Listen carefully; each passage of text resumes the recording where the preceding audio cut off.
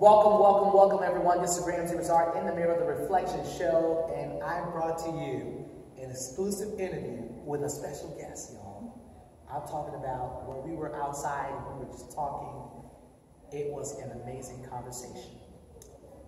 And I want to present to you, soon to be, a new voice is her slogan. I want you to hear this, because when I saw the car, I reflected that I was in her backyard without even knowing. She's standing next to me, y'all. Aretha Simons. Hi. How are you? I'm doing fantastic. Thank you for the opportunity.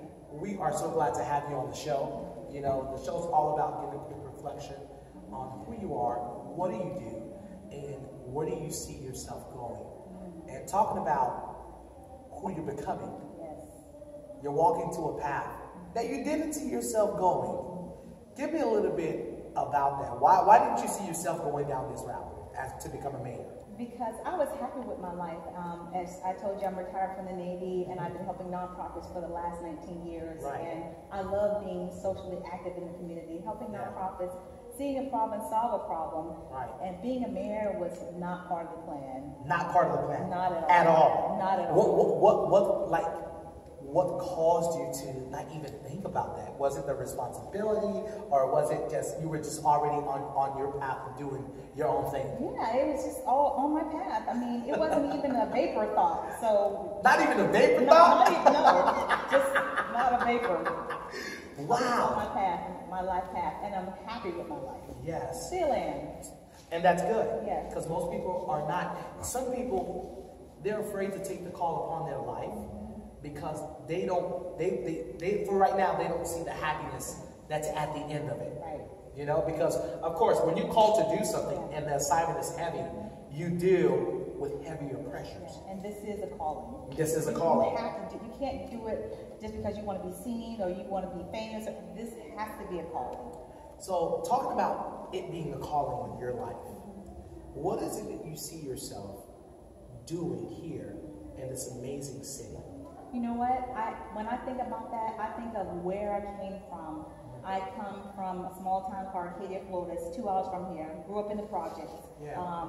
You know, my life was not perfect, right. But I ended up going to college for 2 years, went to the Navy, and all the people that I've made friendships with, made connections with, and dealt with issues with in the military. I spent two terms in 2 wars in Operation Desert Storm. Wow. And then after 9/11, I was recalled back, not as an IT, but as a military police. Wow. And then from the military to the boardroom, helping nonprofits. I've been a teacher on the college level. So all those things that you put them all together, and those skill sets, those are the things I want to bring to City Hall. The relationships that I built throughout the years and the connections I made, because they taught me lessons. Those lessons take me to City Hall, because I can use those lessons to give back to the community and bridge gaps in the community. And talking about bridging gap in the community, I think it's pretty awesome that you're here supporting the International Christian Film Festival. You know, it's always good to see those who are always trying to impact the community, influence them in a way, and inspire the things that they do. It's always good to see them here. Yeah. What was attracting to you coming to this event today? Well, you know what I love about the Christian Film Festival? First, word Christian. Right. These are people who are telling redemptive stories. So often you see so many movies, there's tons of movies you can see out there, but this is telling a redemptive story, and there's always doesn't have to be about the cross. It can be just a slight little story that can change somebody's mind or change their heart towards doing something good. That's what I love about the Christian Film Festival.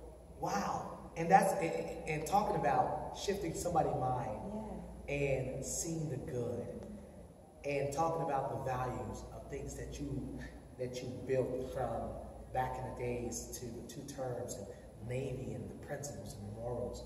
How do you handle being you?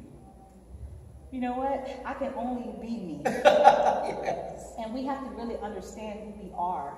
And so I understand who I am because I'm firm with my relationship with God. Yeah. And so that's really all I know is being me. So when you say, how do I handle being me? I really focus on Him.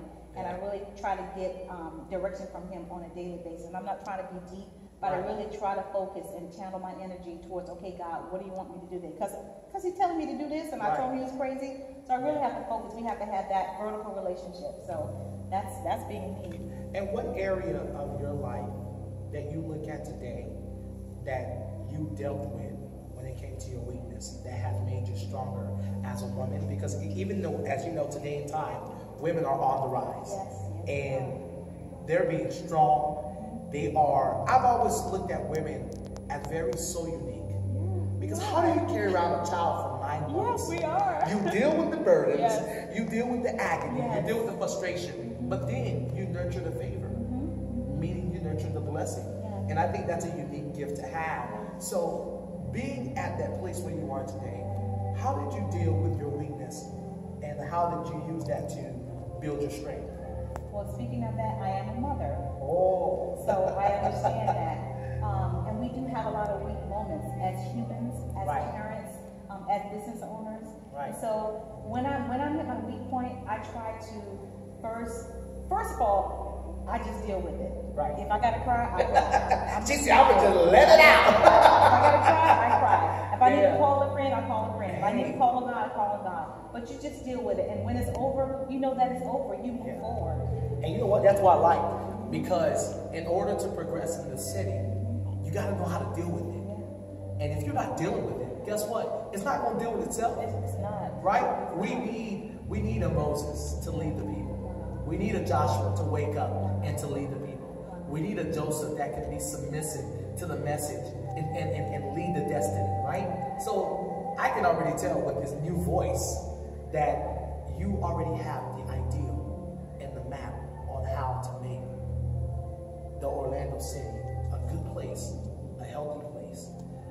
My last question here on the show before we conclude this show, which I don't want to conclude it because there is so much wisdom and knowledge from this amazing soul, Aretha Simons.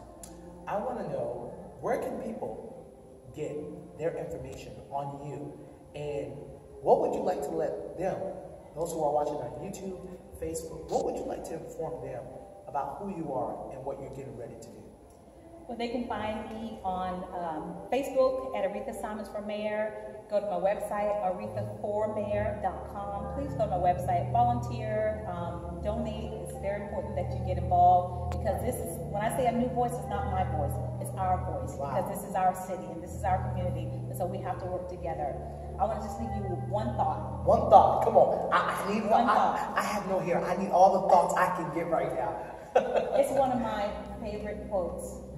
You may never know what will come from your actions, but if you do nothing, there will be no results. There will be no results. And I always tell the young men that I mentor, I say, I got it from Denzel Washington, each one, teach one. And that's important. Y'all, it's our voice that matters. It's our voice. Aretha Simons on The Reflection Show, Rams Resort in the Mirror. And remember, your experience matters.